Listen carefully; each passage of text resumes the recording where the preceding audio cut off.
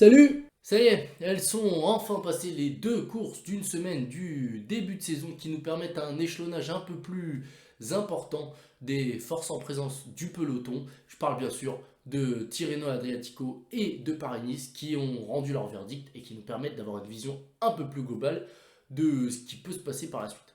Alors avant de commencer, petit disclaimer, bien sûr on va tirer des conclusions de ce Paris-Nice et de Tirreno Adriatico, mais ces conclusions qu'on tire aujourd'hui, ce ne sont pas celles, enfin ce ne sont pas forcément celles qui seront à tirer pour juillet. C'est-à-dire que la réalité de mars n'est pas la réalité de juillet. 40%. 40%. C'est le taux de victoire slovène si l'on cumule les deux courses. Avec un 3 sur 7 du côté de Tirreno Adriatico et un 3 sur 8 du côté de Paris-Nice qui nous fait 6 sur 15, donc 40%, les Slovènes, ils ont tout raflé pendant cette semaine. Et le pire, c'est que le mimétisme de ces victoires est très important, puisque d'un côté, on a Primoz Roglic qui règle des groupes d'une quinzaine, vingtaine au sprint, de l'autre, c'est Pogacar qui règle aussi des groupes au sprint. C'est plus deux trois coureurs, Pogacar. Mais ça reste un groupe réglé au sprint. Oui, bon, sauf la dernière étape de Paris-Nice où Pogacar s'est énervé et il s'est envolé. Mais en vrai, Roglic qui gagne l'étape des murs et la première étape qui gagne de Tirreno Adriatico, elles se ressemblent et il règle le sprint. Un groupe, alors le premier, un groupe d'une quinzaine, l'étape des murs, un groupe de 4-5. Et sur l'arrivée au sommet, qu'on peut comparer au col de la Couilleule ou la loge des gardes, c'est une nouvelle fois Primoz Roglic qui règle un groupe de 20.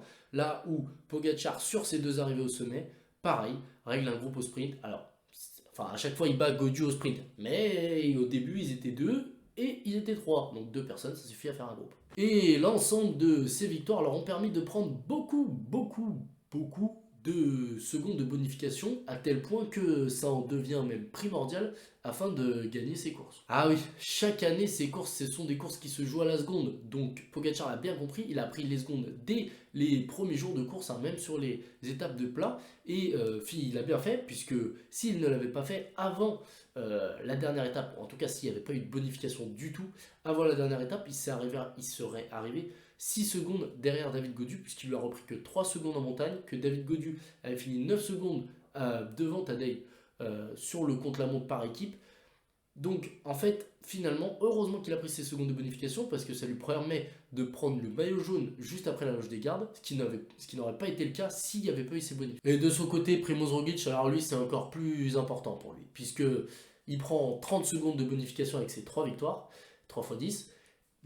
Le second, son dauphin, c'est Joao Almeida qui lui a pris que 4 secondes de bonification, ce qui nous fait un écart de 26 secondes. Et finalement, au classement général, il y a un écart de 18 secondes en faveur du Slovène. C'est-à-dire que s'il n'avait pas pris les bonifications, s'il n'y avait pas eu du tout de bonification, il aurait fini second derrière le Portugais. D'ailleurs, dites-moi en commentaire si vous voulez voir un sujet sur les bonifications arriver dans les prochaines semaines, ça pourrait être intéressant. Donc, du côté de Tirreno Adriatico, ce sont les bonifications qui ont décidé du vainqueur. Du côté de Paris-Nice, c'est quand même à relativiser parce que bien qu'il ait eu le maillot jaune dans les premiers jours grâce à cela, sur la dernière étape, Pogacar il était imprenable. Même si avec la tunique jaune sur le dos, David Gaudu aurait peut-être pu avoir un supplément d'âme qui lui permet de suivre Pogacar dans les plus forts pourcentages, Tadej était quand même le plus fort, loin au-dessus des autres.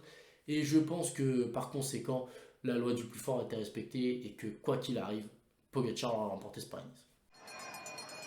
On était avec l'hypothétique maillot jaune de David Gaudu sur ce Paris-Nice. Pourtant, il n'était pas tant hypothétique que ça, tellement le Français a montré des aptitudes dans les arrivées au sommet. Bien oui, dans la loge des gardes, c'est son intelligence de course qui est ressortie avec cette attaque au moment creux où Vingegaard et Pogacar se regardent, où tout le groupe entier regarde Vingegaard et Pogacar qui venaient d'attaquer et faire leur show juste avant. David Gaudu lui avait encore un peu de jus, il a pu sortir du groupe. Il a creusé un trou d'une vingtaine de secondes, étant donné que derrière ça se regardait. Et il n'y a que Pogacar qui a réussi à faire le jump pour ensuite le battre au sprint. Et s'il fait d'abord parler son intelligence de course, il fait ensuite parler sa puissance, la puissance de ses jambes, une fois que Pogacar le rattrape, puisqu'il arrive à s'accrocher à la route Tadej. Il arrive même dans le sprint à un moment à revenir à la hauteur. On se dit qu'il va peut-être pouvoir le faire, qu'il va peut-être pouvoir faire tomber Tadej Pogacar, qui va peut-être pouvoir gagner. Et finalement, Tadej était trop fort. mais on a eu ce frisson. L'arrivée à la loge des gardes est donc une première mise en garde de la forme de David Gaudu, et finalement on aura la confirmation quelques jours plus tard à l'arrivée de la couilleuse. Lors de cette étape, je vais mettre un accent sur David Gaudu parce que ça a été lui le patron de cette étape, de cette arrivée au sommet d'une trentaine, quarantaine de minutes. C'est vraiment lui qui a été le patron, qui a tout orchestré lors de cette arrivée au sommet. Bien que les circonstances lui demandaient justement de prendre ses responsabilités dans cette étape, se trouver en sandwich entre Pogacar et Vingegaard, il n'y en a pas beaucoup qui auront pris leurs responsabilités. Pourquoi je dis qu'il a pris ses responsabilités? Bien parce que d'abord, Tadej Pogacar a attaqué, David Gaudu ne lui a pas répondu instantanément, il est d'abord resté dans la roue de Jonas Vingegaard, et Jonas Vingegaard, maintenant l'écart en dessous des 10 secondes, entre 5 et 10 secondes, David Gaudu lui prend 2-3 relais et fait finalement l'effort qui permet de raccrocher les deux wagons. On a donc voilà, David Gaudu qui montre à Jonas Vingegaard, on est forts tous les deux, mais moi je suis capable d'aller chercher Tadej. Et on est dans une situation où ils sont plus que 3. Gaudu, Pogacar et Vingegaard. Vingegaard est légèrement décroché au classement général autour d'une quarantaine de secondes.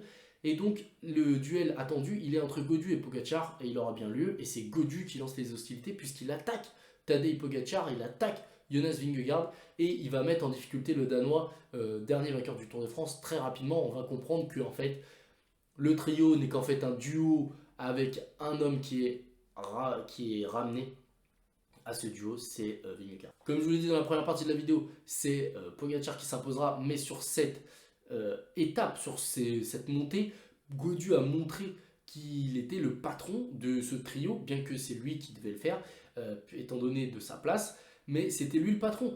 Il faisait tourner Pogacar et Vingegaard, c'est lui qui les faisait tourner, il leur faisait prendre des relais, c'est lui qui attaquait, qui prenait toutes les initiatives, c'est lui qui a mené la danse. Donc Gaudu a probablement, en tout cas on l'espère, franchi un cap cet hiver.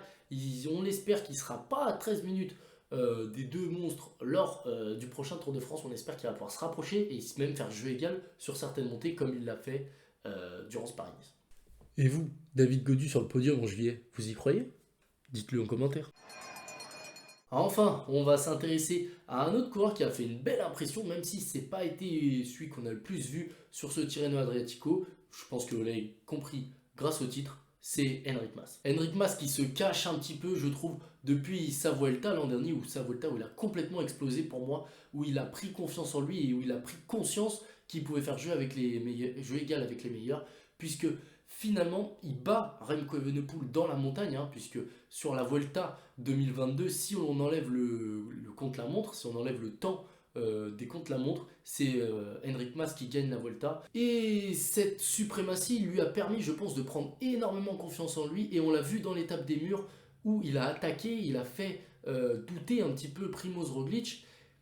Et moi, je pense que dans une étape qui ne lui convenait pas du tout, Enric Mas a montré à quel point il était fort. Et je pense surtout qu'il va falloir compter sur lui en juillet. Un homme en confiance, fort dans les endroits qui lui déconviennent légèrement par rapport à d'autres profils, ça montre un homme fort et auquel il faudra faire attention. Donc moi, je mets bien sûr pour le Tour de France du Pogacar et Vingegaard loin en tête de mes favoris. Mais ensuite, je mets Gaudu et Enric Mas et je les mets quasiment sur un même pied d'égalité. Enric Mas, moi je vous le dis, il va falloir faire très attention. Il se cache pour l'instant. Il agit un peu comme un fantôme, mais ça reste une menace. Voilà, c'est déjà la fin de cette vidéo. J'espère qu'elle vous a plu. N'hésitez pas à me dire en commentaire ce que vous en avez pensé, ce que vous pensez donc des bonifications, des Slovènes, de Gaudu, de Mas. On peut commencer déjà à tirer quelques plans sur la comète pour le prochain Tour de France, mais je vous l'ai dit, rien n'est définitif. La vérité de mars n'est pas celle de juillet. Voilà. J'espère que la vidéo vous aura plu. Abonnez-vous, mettez un commentaire, likez surtout. Et je vous dis à la prochaine. Ciao!